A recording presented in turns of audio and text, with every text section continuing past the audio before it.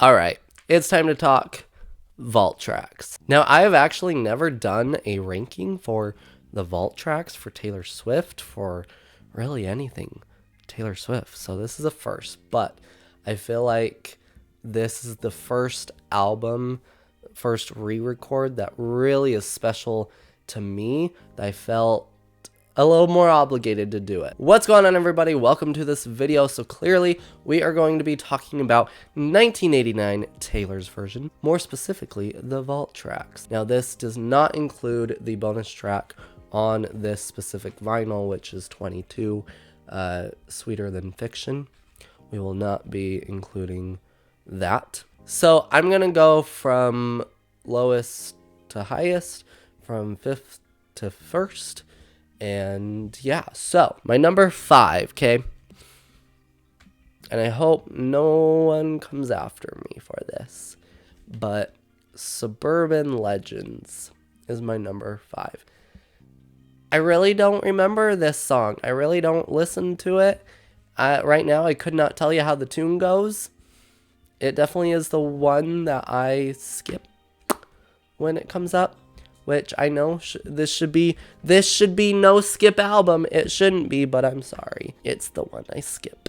Like, to me, my least favorite song originally from 1989 was How to Get the Girl. And I think, to be honest, like, because that song's good. Like, I can't deny it. That's a good song. But I think, to me, it, like, my brain, when I hear How to Get the Girl, goes to Kiss the Girl from Little Mermaid, and I despise that song. I hate it. I'm like, why are we pressuring someone to kiss someone, you know? And How to Get the Girl, it's like, what if they don't want to? I know that's not the context of the song at all, but what if they don't want to? I don't know. Least favorite song, but I think now Suburban Legends has knocked How to Get the Girl off. It's like, Suburban Legends now is my least favorite. Number 4. I will admit, I really, like, everybody was so excited to hear this one originally, and I personally was like, it's not going to be the song everybody thinks it's going to be. It's not, sorry. But number 4 for me is Slut. This one I'll listen to over Suburban Legends, but it's also one that I could skip. Ooh, people are going to come after me, I know.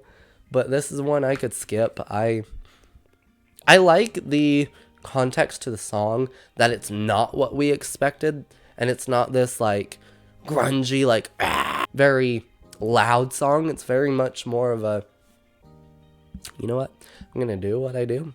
And if they want to call me a slut, go ahead. You know? So I do like the context of the song, but it just still isn't my favorite. It's not one I go back to a lot, but that's okay. You know, I, again, still can't deny it's a great song and has an interesting story to it that's, you know, different from the title. Like, just hearing the title alone is different than what you think. Number 3. Now we're getting into some of my favorites. Number 3 for me is It Over Now? This one I had predicted would be my favorite of the vault tracks.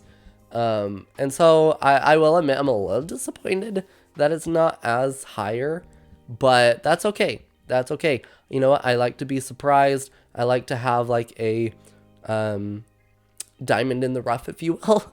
So, but Is It Over Now is a great one. Let me just tell you, like, 30 minutes ago, I was trying to learn the TikTok.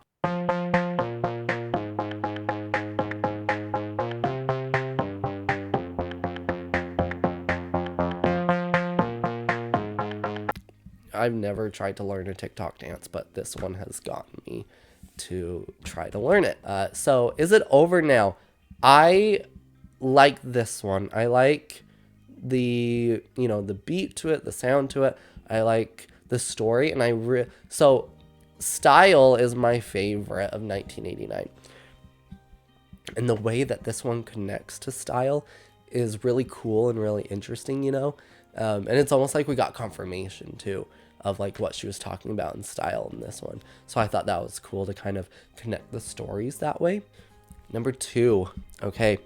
Number 2 this one surprised me. This one actually surprised me. Number 2 for me is Now That We Don't Talk. This one is so short, so short, but this one easily gets stuck in my head. It's like, now that we don't talk. Da, da, da, da, da, da, da, da.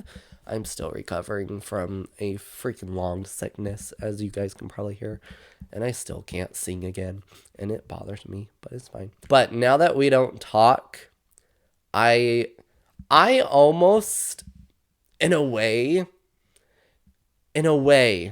so Sabrina Carpenter to me is like my original Taylor Swift, if you will. Like, I am very much more deep into Sabrina Carpenter first than I was in Taylor Swift. But like, to me, Now That We Don't Talk is like Taylor Swift's version of Sabrina Carpenter's Nonsense. Like, I could see Taylor doing this song and every show saying like something, like a different reason of why we don't talk during the bridge of, you know, the I don't have to pretend I like acid rock. I don't have to, you know, I could see her coming up with new things every time. And I think that would be so much fun, so interesting. And so number 2 definitely gives me Nonsense vibes, but this beat gets stuck in my head. Number one, obviously at this point, Say Don't Go. Honestly, this song makes me tear up a lot of the times when I hear it. And in a way, I'm like, Taylor, did you get into my phone notes and write a song about my summer? So if you guys haven't watched my video about my gay dating in 2013, my gay dating of 2023, if you guys haven't watched that video, you can go check that out and listen to all the tea of my dating life. But for those that have seen it, that song is literally Mowgli, okay? That song is literally the story of me and Mowgli, okay? And so I relate to that song so much in a lot of other ways too, not just Mowgli, but you know, a lot of other experiences and other people that I've had kind of romantic interests and relationships with. You know, I even right now kind of interpret it a different way for someone that I'm talking to, kind of in a current life experience. I relate this song in a different way, not as a like sad song of like, if you would have just said, say don't go. It's more of, if you say don't go, homeboy, you got me. Just say the word and I'm here, you know? So I kind of have 2 ways I'm seeing it right now. And it's really interesting because it's like, on one hand, I can be like crying to it from like past experiences. And on the other hand, I am like bopping to it. Like, come on, boy, just say it.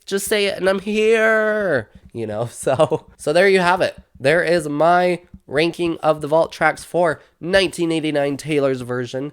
I want to know your rankings down in the comments below, so please put your rankings if you've heard all of the vault tracks of 1989 Taylor's version. This is easily so far my favorite re-record. Maybe it's because it's the most personal Taylor Swift album to me yet. But when I tell you, when Reputation, Taylor's version, comes out, I'm going to be feral, done, gone, okay? But that's going to do it for this video. Again, let me know your rankings down in the comments below. I'd love to hear what you thought, honestly, just in general, too, of 1989 Taylor's version. And are we all going to clown? Are we all going to clown for the November 10th theory?